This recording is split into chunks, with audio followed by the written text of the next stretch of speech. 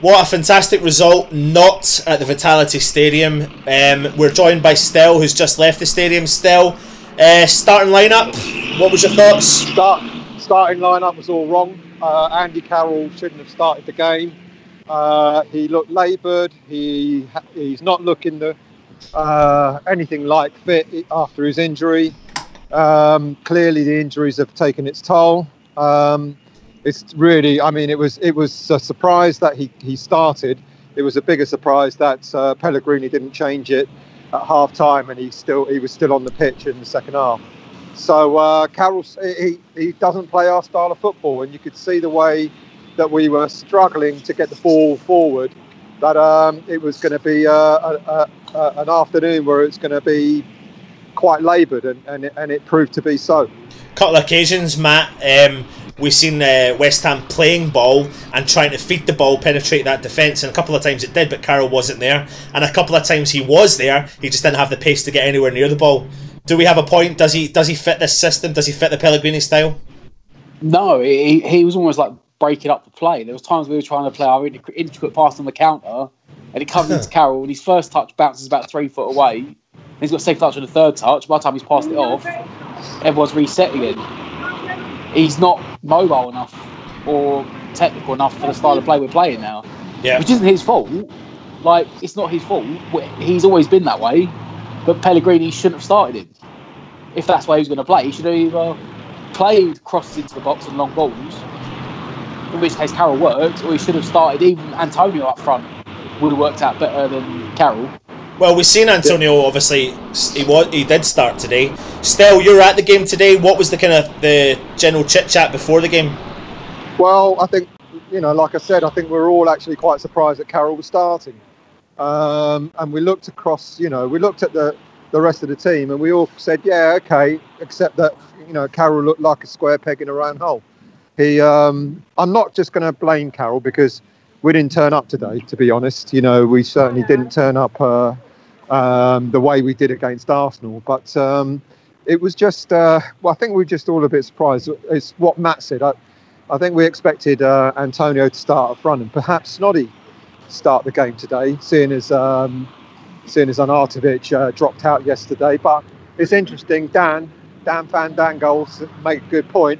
We've probably been planning this game all week with Arnautovic in the team, yep. And then on Friday he's not, but all of a sudden he's dropped. So we've had to change our tactics. I guarantee that if Arnautovic was available, Carroll wouldn't have started. I think that's a pretty obvious. But I think it's thrown the team. I think we just didn't look like the sort of team that we know we can be, penetrating up front in our final third. Matt made a good point. Whenever the balls were laid through, Carroll wasn't there because Carroll was playing in midfield for some bloody reason. It just it's an odd one. But it's even odder that Pellegrini didn't change it sooner rather than later. Matt, it's hard to avoid, and I didn't really want to have to keep bringing it up, but we can't help but bring it up. I mean, out with the fact that we're probably going to go out and sign another striker, how much are we going to miss Arnautovic? It depends who we bring in. If they can bring in someone of the same style that's mobile like Arnautovic, it may not be a problem. But if we sell Arnautovic, if we don't buy anyone and then after the window shuts Arnautovic goes to China, we're going to struggle. Yeah, it's obvious. He makes a difference to the team. You can see today, because if Arnautovic had played today, it would have been a different game. Yeah. Because all the fast plays and the plays behind would have worked. You can't deny the fact that I want to counter that for a minute, because I don't want us to sound as if like we're desperate without Arnautovic, because we proved in December that we played okay without him. It's just that Carroll shouldn't have started today. It's evident that Hernandez was probably not fit enough to start. But I don't want this sort of scenario to start happening where we're going to say, Arnautovic, without him, we're nothing. That's not true, because we've got a better squad now, and I just think Pellegrini made a mistake of starting Carroll. He could have started Antonio up front. He could have even if Hernandez wasn't fit for the whole game, he could have maybe started with him and then brought Carroll on. I just think that tactic was the wrong thing. So it's really clear though we need an overhaul of the forwards line. Because absolutely, I mean, if you look at the stats today, possession West Ham held was 61%. to Bournemouth's 39%, but their counter-attacking was just...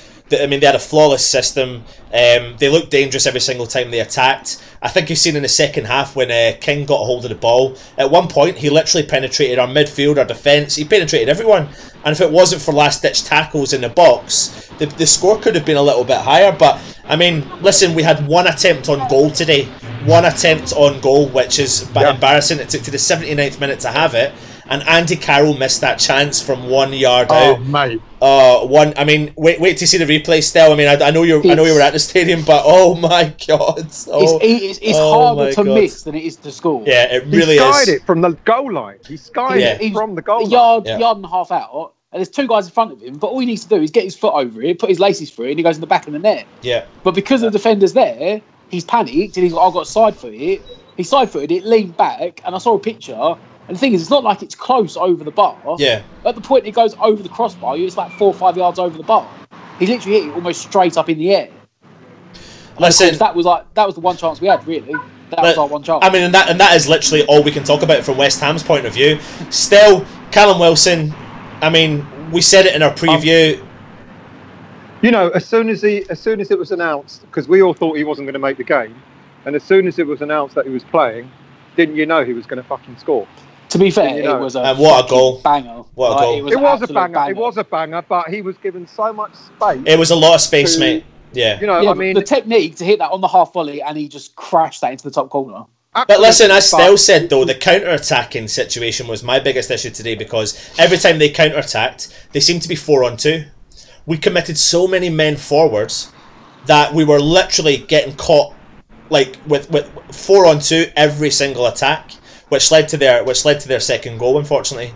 But Callum Wilson, I mean, you look at Callum Wilson, he striked it from the edge of the box, he hit the post. There is that, I said it before in the preview, there is that Jermaine Defoe-esque about him. But he's injury prone, as we've seen today. He's come off the bench. Would you pay the money still? Would you pay the money for Wilson? No. It doesn't matter, mate. No, I wouldn't. You know, there are better strikers out there for 45, 50 million pounds. I credit him that he gets the job done, but you know that's against us. You know, I think we need a when Arnautovic goes, and not if, but when, we need to get a striker in that's going to be worth the 40, 50 million, like the Maxi Gomez that we're going for, someone like that. Apparently, I heard earlier that Piatek isn't a done and dusted for AC Milan, so he might still be available, and apparently, you know, he might favour actually coming to the Premier League. Those are the types of strikers we actually need to go out and get. Yeah. You know, Callum Wilson, yeah, he did the job, but no, I wouldn't pay the money, no. Matt, before we go, I mean, it's a short and sweet one. We don't really want to talk about how negative things are today. What was your... It's really annoying. We go through that run of games where we win games, we play the teams in and around us, but then we seem to counteract a fantastic victory against the top six by always losing against a team in and around us. How frustrating is that as a West Ham fan? We're still trying to find, like, consistency, aren't we? Yeah. That's the thing. We can't seem to get, like... we had that run of games in December when we played the teams near the bottom, and we got a run of games going. But anyone else at the moment, we can't seem to turn up 2 games running. Yeah. And there's no excuse. It wasn't like we played in midweek. It was we played last Saturday. So it's like they can't be tired. I think maybe what Stell said, maybe the plan was all week they trained with Arnautovic up front, and then at the last minute they've gone, no, he's not playing. And they weren't ready. I think we have to hold our hands up and say Pellegrini got it wrong. He shouldn't have started Andy Carroll. Nothing against Carroll. He shouldn't have started him, mate. But it's not against Carroll, because Carroll plays one style of play. Yeah, but you've got to look at the options that he may have had. Hernandez clearly wasn't fit enough to start. That's you had Hernandez and you had Silva on the bench.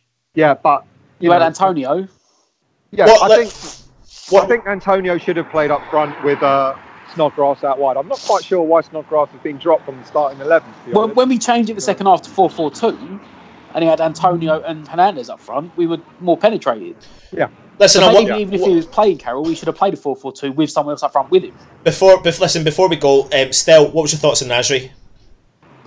He had a very average game today, but then so did the whole team, to be honest with you, mate. They all played pretty average. Yeah. Matt, I thought there was a couple of times he was involved. He had a couple of decent plays, but I mean, apart from that, as Stel said, there's nothing really to ram home. He was unlucky, I think, in the first half. He just pulled a shot wide. Yeah. Then he set up Anderson. But as you said, like the whole team played average. You know, I know sometimes you can say an individual's better than the team, but if everyone in the team's playing average, it's hard for one player to drag everyone else up. Absolutely. Listen, no point in beating about the bush. Still, you're desperate for a drink, and I don't blame you. I'd probably be having 20 Jaeger bombs if I were you, mate. Matt, you get back to laying your laminate flooring, and I'm going to go and cook dinner for the parents. We've been Irons United. We got beat today, but let's get behind the side. Someone on the motorbikes are coming to collect Still, and we're Irons United. Get your comments up below. Let us know your thoughts. Come on, you Irons. Come on, you Irons.